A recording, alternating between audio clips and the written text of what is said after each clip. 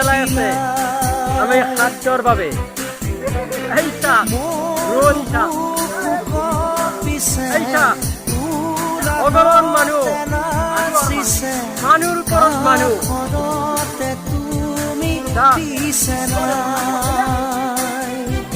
চাই ল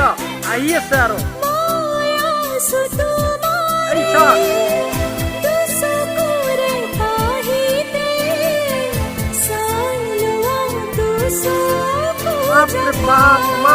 মানুহ মুতলিয়া বতাহে উৰিয়া শিকলে যে পাহাৰৰে চূড়াকে মেঘে মেঘে এইয়া আমাৰ খাদ্য বিভাগ